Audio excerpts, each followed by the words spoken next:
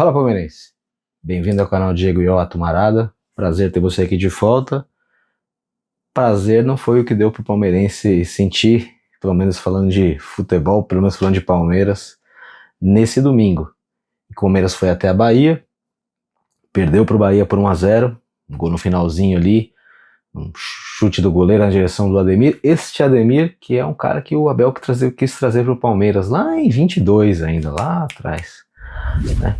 Há muito tempo o Palmeiras pediu esse Ademir aí, ele era do América, depois foi pro Galo, e agora tá lá no Bahia com o professor Rogério Ceni, o grande professor Rogério Ceni, que adora falar uma abobrinha, e falou de novo ontem, a gente vai chegar nisso daqui a pouco, né? E além desse desprazer, o palmeirense ainda teve, e você não precisa confessar pra mim, mas eu sei que aconteceu, você querendo ali que o Corinthians pelo menos não perdesse pro Flamengo, né? Conseguisse pelo menos um empate, e é um castigo bem dado para todo palmeirense, que torceu pro Corinthians, ou que torceu pro Flamengo não ganhar do Corinthians, porque é óbvio que não é nem que o Corinthians não quer ajudar o Palmeiras. Primeiro, o Corinthians não consegue ajudar nem a si próprio, né? É um time cheio de problemas, né, no que diz respeito à formação do elenco, desempenho tático. O 11 ali, com o Memphis, que não jogou, é um bom time, mas o 11 sem o Memphis é um time muito pior.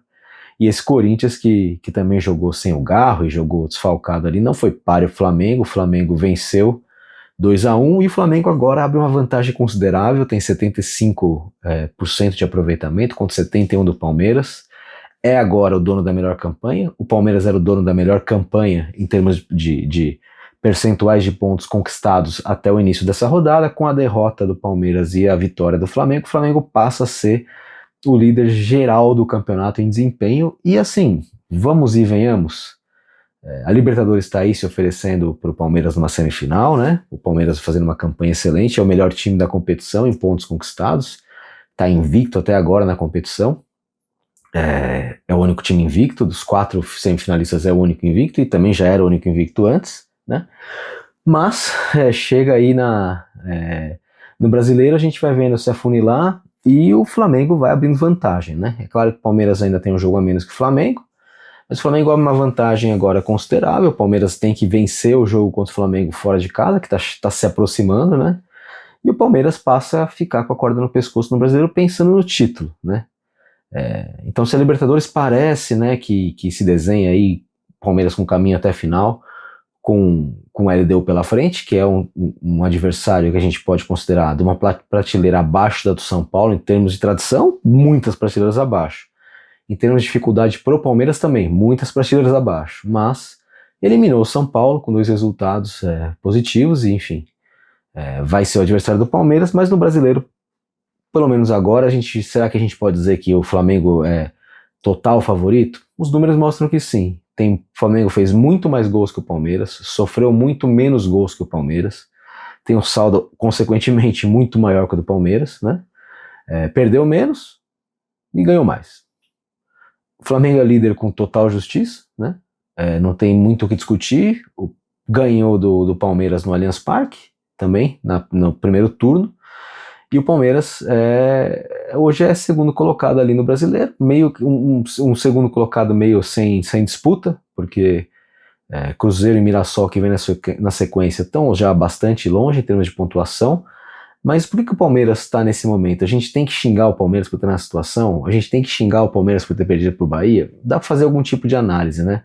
Vamos pensar no jogo desse Palmeiras e Bahia, né? Eu não fui para Salvador, vocês podem ver que eu estou no meu escritório, não teria dado tempo de chegar de Salvador. Mas, pô, acompanhei, vi toda a cobertura, vi a cobertura de mais de um canal, vi melhores momentos de um canal, melhores momentos da outra transmissão, enfim. A conclusão que eu chego com esse jogo terminado é que esse 1-0 é um resultado que até pode ser considerado natural, né? O Bahia é um time ali de cima da tabela, do G6, aí vem aquele papo, porra, Palmeiras não ganha de G6, não sei o que lá. Esse ano realmente o Palmeiras não conseguiu bons resultados contra o G6, mas vamos ponderar que é o seguinte, o Palmeiras que não conseguiu bons resultados contra o G6 não é este Palmeiras, tá? Este Palmeiras que foi encontrado depois da Copa do Mundo de Clubes, ele tem um desempenho muito melhor proporcionalmente que o Palmeiras anterior. Por quê? Esse Palmeiras está jogando diferente, né? Tá jogando de aproximação, tá jogando, enfim, jogando um bom futebol. Aí eu vou falar da declaração do professor Rogério, que o Palmeiras só dá chute do Everton na direção dos atacantes, que é uma grande mentira agora. Então você que ficou bravo com o Rogério Ceni pela fanfarronice, fique bravo pelo que ele falou agora. Mas se ele estivesse falando do Palmeiras de 2 meses atrás, ele não estaria errado. O Palmeiras realmente, em especial antes da Copa do Mundo de Clubes, era um time completamente sem imaginação, um time na base do chutão, um time que chegava à frente ali totalmente no abafa, né? E que esse time tá na segunda colocação do Campeonato Brasileiro não é esse time de agora, é por causa do time anterior. Um time que não conseguiu se firmar, não conseguiu conquistar os resultados que poderia, que perdeu em casa o Flamengo, que empatou em casa com o Botafogo, que perdeu em casa para o Bahia. Esta derrota em casa para o Bahia é que realmente é um resultado que não podia ser aceitável e que é de um Palmeiras anterior. Vai falar, pô, lá vem. Todo jogo tem esse comentário, pô, Marada, para de passar pano. Não é questão de passar pano, é questão de avaliar. Este Palmeiras de agora, que foi perder lá em Salvador, é um Palmeiras que vinha jogando bom futebol, né? Então, é motivo para pânico essa derrota? Não é motivo para pânico.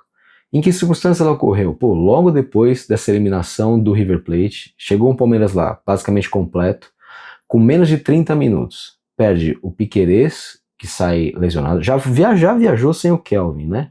Então, pô, o Palmeiras aqui com menos de 30 minutos perde o Piquerez e o Lucas Evangelista, que vinha fazendo uma partidaça, né?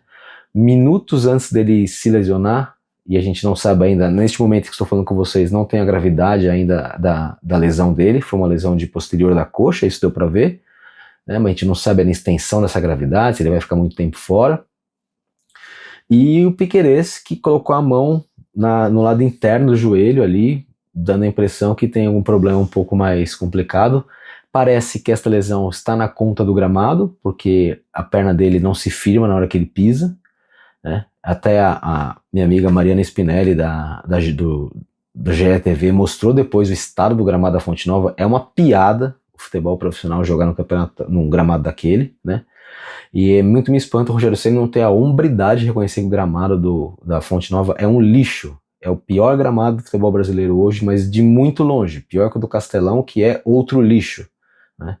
E aí, assim, pô, o gramado sintético do Allianz Parque hoje também tá bem pior do que já foi. Mas não tem Jesus Cristo descendo na terra que vai me convencer que é melhor jogar nesse gramado da Fonte Nova ou no gramado do Castelão do que jogar no Allianz Parque, que é um sintético que não tá bom. Vamos deixar bem claro, esse sintético já foi muito melhor e não está bom.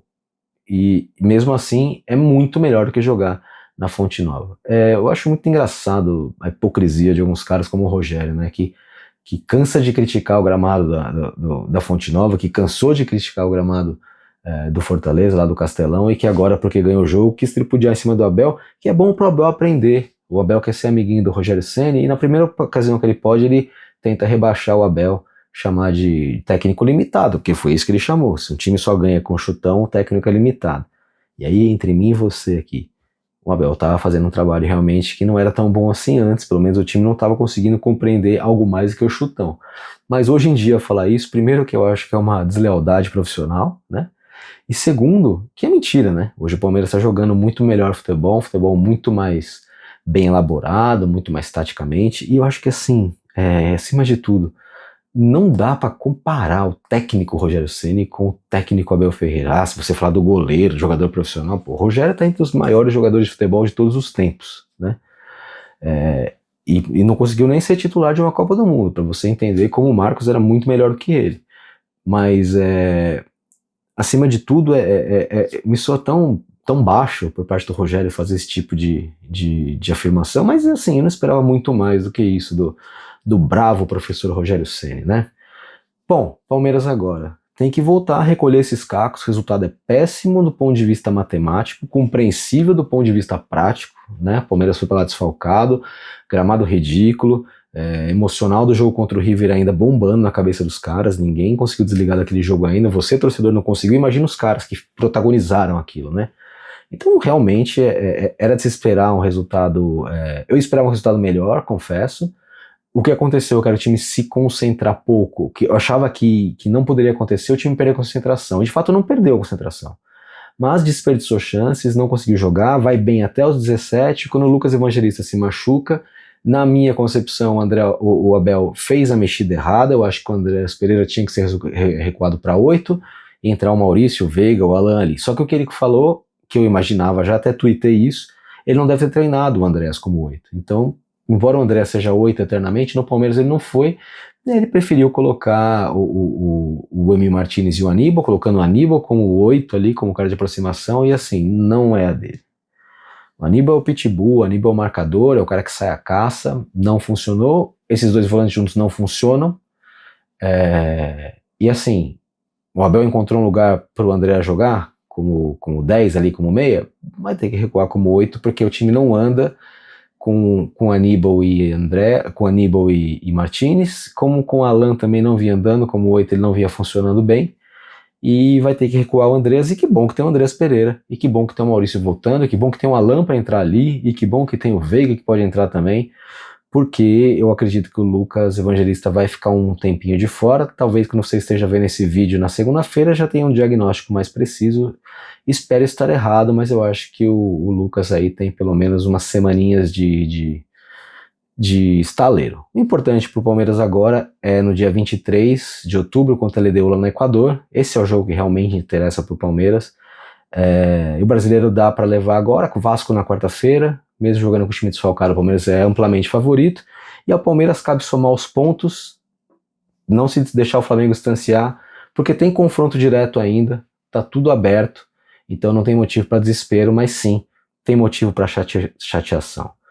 Muito obrigado para você que ficou até aqui, curta esse vídeo, hypa, compartilhe, e assim, ó, não tá nada perdido, não tá nada perdido. Foi um resultado ruim, mas compreensível no contexto, mas tem muito campeonato pela frente ainda, tem confronto direto, e não é hora de desestabilizar o emocional do Palmeiras. Então você, torcedor, já tô vendo muita corneta, porque o Pardal isso, o Pardal aquilo. Porra, não faz... Quantos dias faz o Palmeiras estava se classificando para a semifinal da Libertadores, a quinta em 6 anos? Então, gente, vamos colocar os pés no chão. Derrotas acontecerão. Não foi a primeira, não vai ser a última, beleza? Um abraço para você que chegou até aqui, muito obrigado, se inscreva no canal, estamos batendo 12 mil inscritos, vejo você no próximo vídeo, um abraço e até lá.